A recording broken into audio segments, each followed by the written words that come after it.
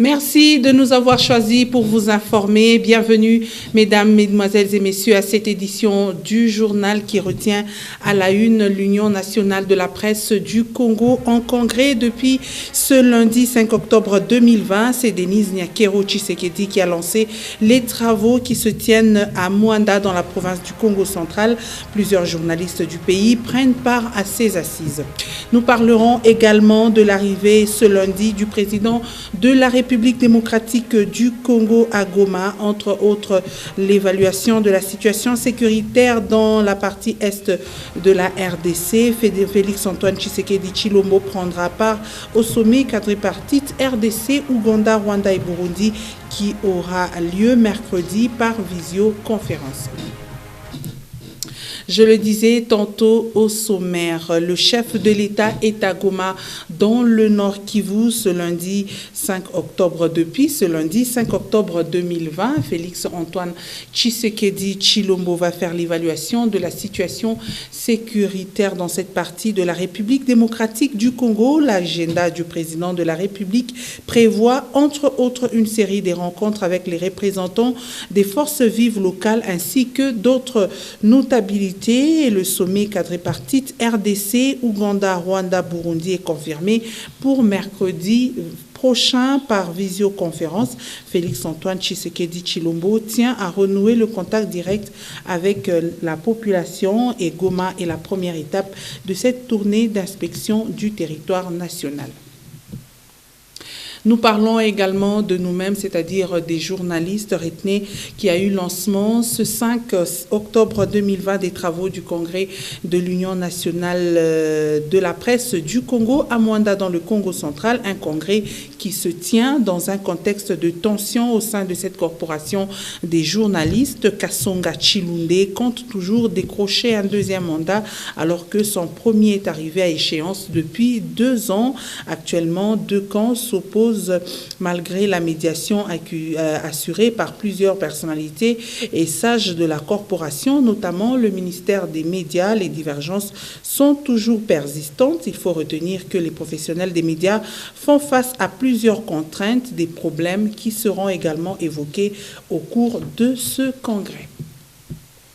Nous poursuivons ces journaux en parlant rentrée scolaire 2020-2021. À exactement une semaine de cette rentrée, quelques parents n'ont pas encore confirmé les places de leurs élèves dans les écoles. Le constat fait est que certaines écoles publiques n'ont pas encore débuté avec les réinscriptions et inscriptions, mais dans les écoles où les professeurs sont là pour accueillir les parents eux-mêmes sont à compter au bout des doigts. C'est un constat de Merveille Congolo et Michel Olela.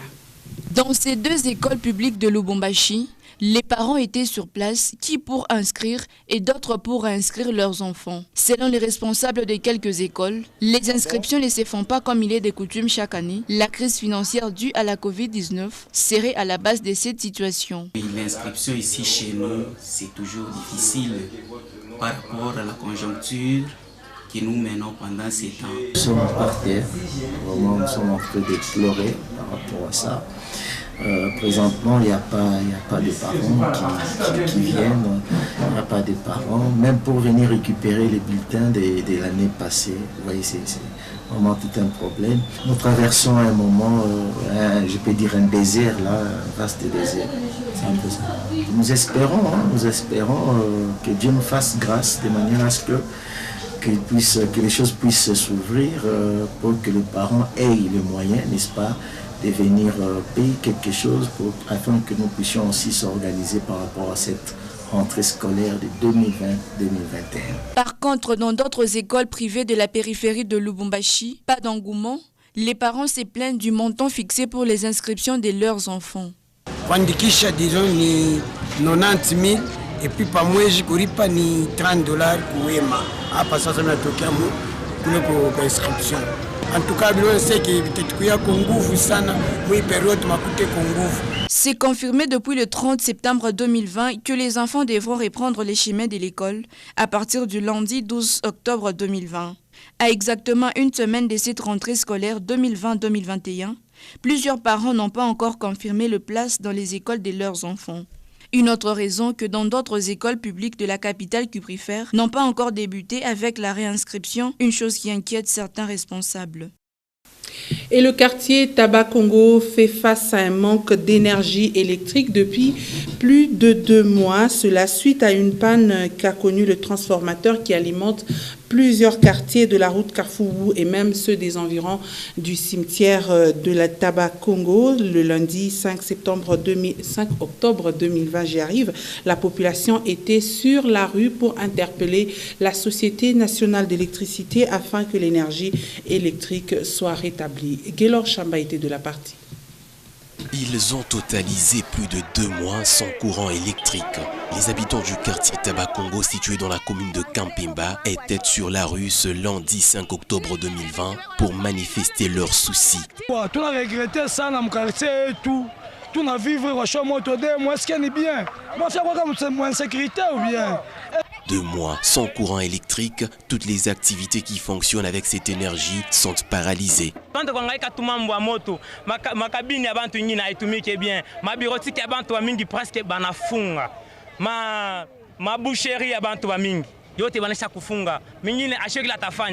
Des boucheries fermées, de terrasses subissent le même sort et les vivres frais en pâtissent.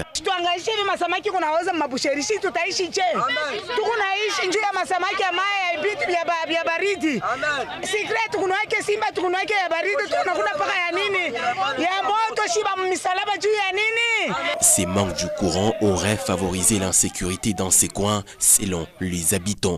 Ngarama vile mouvement yote inakufa. Insécurité inapita kukwetu kutaba. Beko na uwa, beko na uwana, beko na fadi mankamba yote banaisha na kuiba. Tuko na souci betuleteye moto.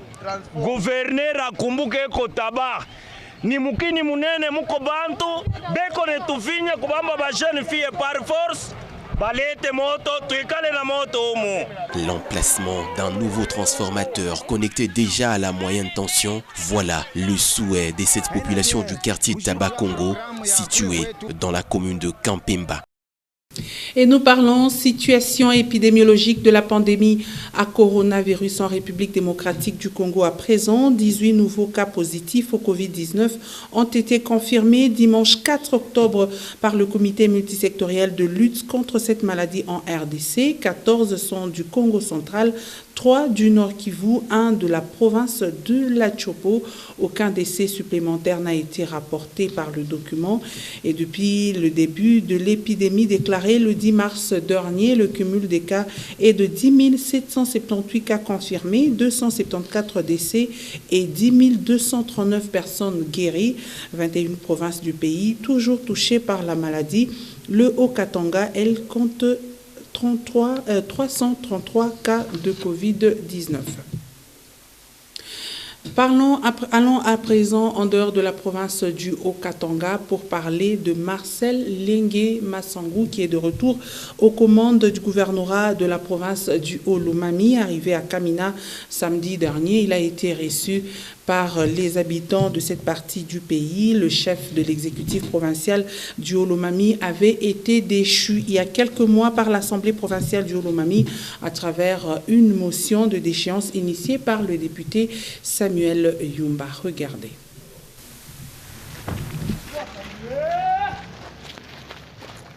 Après plus de 10 mois sans travailler pour sa province, Marcel Lengue Massangou a finalement repris ses fonctions de gouverneur du Haut-Lomami ce lundi 5 octobre 2020. Et c'est samedi dernier que Marcel Lengue a regagné la province du Haut-Lomami par l'aérodrome de Kamina où les habitants lui ont réservé un accueil chaleureux.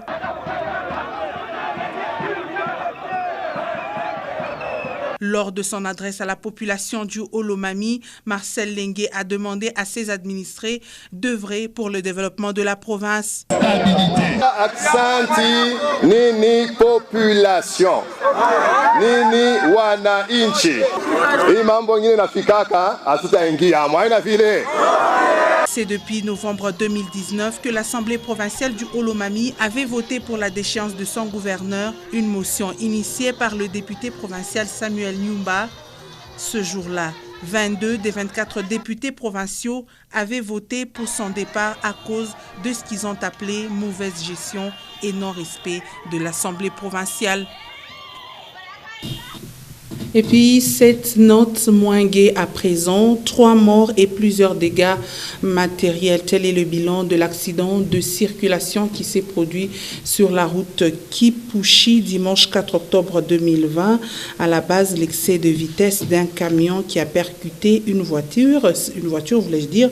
Celle-ci, à son tour, percuté 2 motards qui étaient sur la chaussée. Le chauffeur du camion, auteur de cet accident, est porté disparu. Il faut dire que les 3 personnes mortes sont le chauffeur de la petite voiture et même les 2 motards. Et en religion, retenez que 57 enfants, filles et garçons de la paroisse Sainte-Barbe qui devraient avoir leur sacrement de première communion à Pâques ont reçu ce sacrement dimanche 4 octobre 2020, un programme qui a été perturbé suite à l'état d'urgence sanitaire décrété au pays. Dans l'archidiocèse de Sakanya-Kipushi, c'est ce dimanche 4 octobre 2020 que ces enfants ont été baptisés et ils ont reçu leur premier communion après une formation de 3 ans. C'était au cours d'une célébration eucharistique. Dans l'officiant du jour, Monseigneur Gaston Kibilo, curé de la paroisse, a dans son homélie tiré du livre de Saint Matthieu, rappelé à l'assistance que tout chrétien doit suivre l'exemple du Christ après s'être baptisé. Tunaingia katika taifa la Mungu, tunafanya jamaa moja na tunapaswa kuishi katika maisha ya Bwana wetu Yesu Kristo, maisha ya mapendo. Na ili tunawaomba ni kuishi kama vile Kristo mwenyewe aliishi, katika mapendo, katika unyenyekevu na katika sala. Amen. Les fidèles de cette paroisse ne se sont pas empêchés de louer le Seigneur, un signe de joie envers le Christ qui a permis l'agrandissement de la famille chrétienne au travers de ces 2 sacrements pour les enfants. Cela est intervenu au cours du 27e dimanche du temps ordinaire de l'année A, selon le calendrier liturgique de l'Église catholique romaine. Restons toujours sur ce chapitre de la religion pour dire que le mois d'octobre s'annonce toujours avec beaucoup plus d'activités pour la Vierge Marie dans le Haut-Katanga et plus précisément au village Lubanda sur la route Kasenga.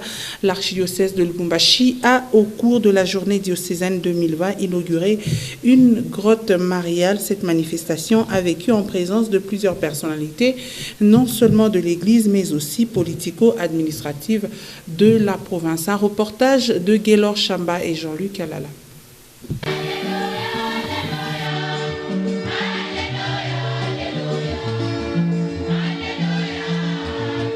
Le village Lubanda a désormais un lieu consacré à la Vierge Marie. Au cours de la journée diocésaine 2020 célébrée le week-end dernier, une grotte a été inaugurée.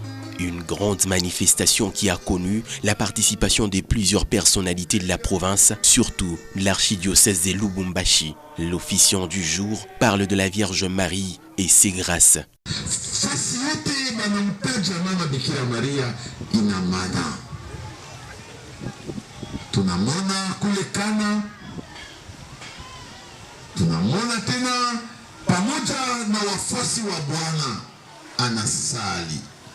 Katika shamba wote walikuwa naongojea Roho Mtakatifu. Tunamwona tena chini ya msalaba wa mwana wake analia machozi,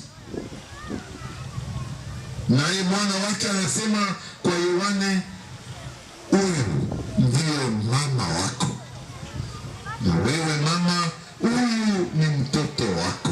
Forte louange, prière, adoration et offrande, les chrétiens catholiques saisissent de ces mois d'octobre consacrés à la Vierge Marie pour la vénérer. Kila mtu wakati anapata magumu fulani anakimbilia kwa Mama Maria anapotolea magumu yake hapa pa groti.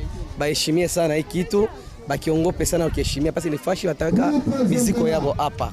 Cette cérémonie inaugurale de la grotte au village Lubanda situé sur la route Kasenga était achevée par le partage d'un verre, signe d'unité et de fraternité.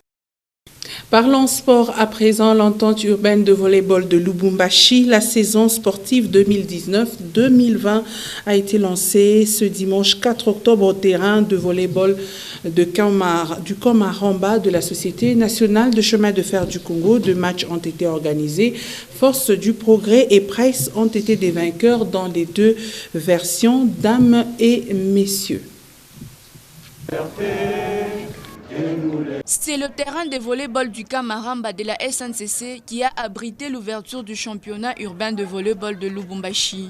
Chez les dames, Force du Progrès a battu les volley club Pijek et chez les messieurs, les volley club Price, tenant du titre, engage sa couronne par une victoire de 3-7-0 sur la jeune formation des Kovo. Le président place cette saison sous les signes du renouveau de la discipline qu'il souhaite implanter dans toutes les communes de Lubumbashi.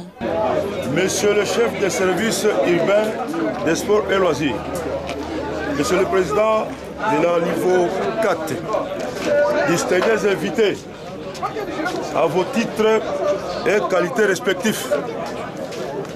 De prime abord, permettez-moi de m'acquitter d'un agréable devoir, celui de vous remercier pour avoir accepté d'être avec nous en ces lieux. Nous profitons également à cette occasion pour demander aux sportifs de garder la discipline pour aborder cette compétition qui démarre en ce jour 4 octobre 2020. Par manque d'infrastructures sportives de volleyball, 2 terrains vont abriter le match du championnat, le petit séminaire de la GECAMINE et celui du Kamaramba de la SNCC. Parlons à présent, rubrique lue pour vous, l'actualité vue par le quotidien d'information générale La République paraissant dans la capitale Kinshasa. Suivez cette lecture du nouveau numéro paru ce lundi 5 octobre. C'est une lecture faite par Pascal Mangala.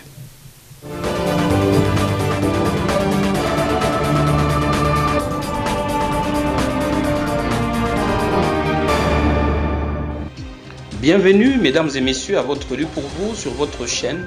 À la une du journal La République, numéro 1056, le confrère titre « Nouvelle CENI, les églises catholiques, protestantes et kimbanguistes noyautées ». Et c'est sur la page 12 qu'il en donne les détails.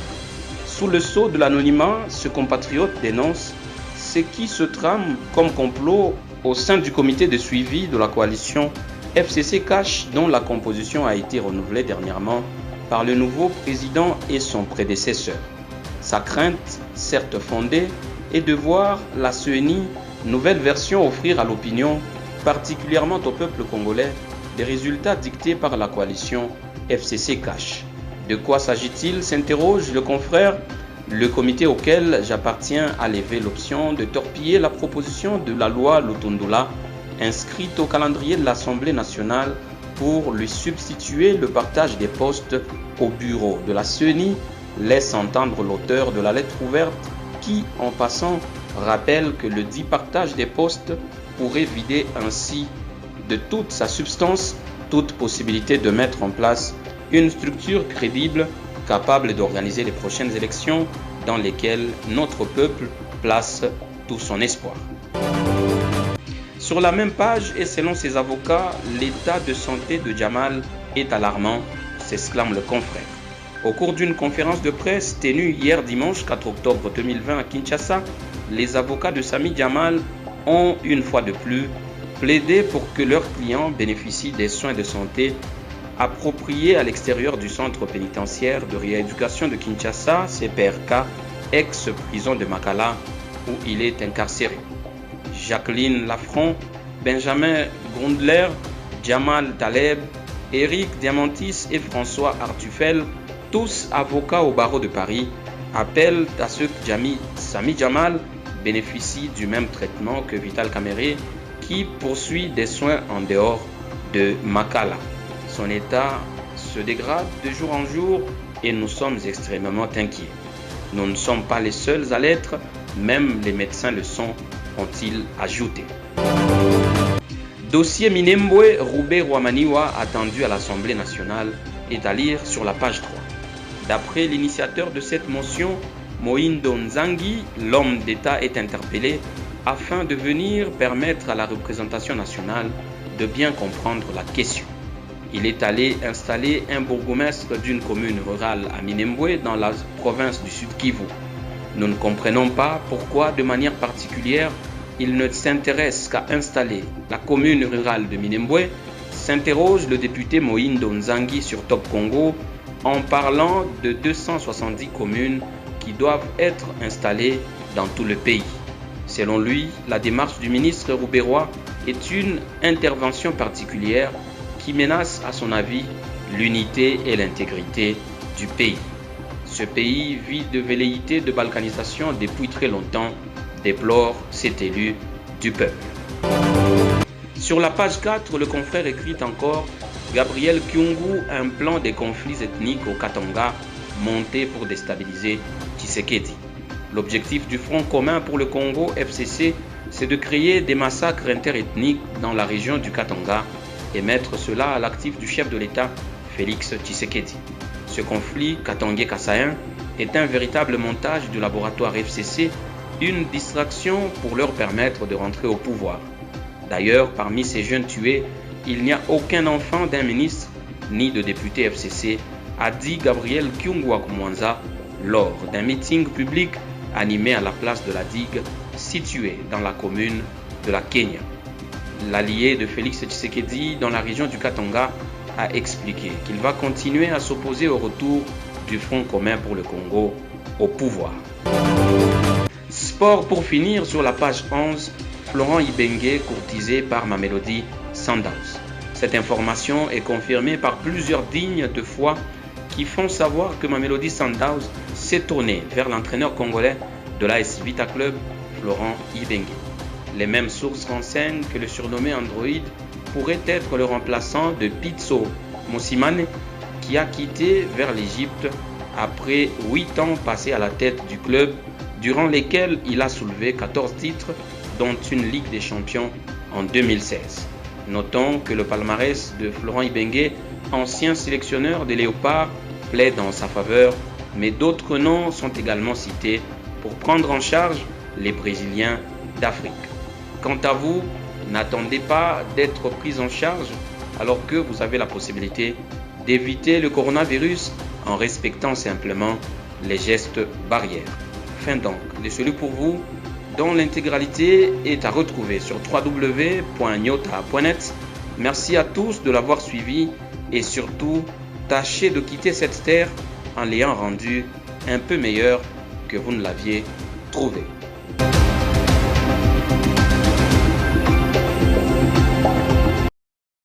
Ainsi prend fin cette édition du journal. Merci, mesdames et messieurs, de nous avoir suivis. Grand merci également à l'ensemble de la rédaction pour la réalisation de cette édition. Bonne suite de nos programmes.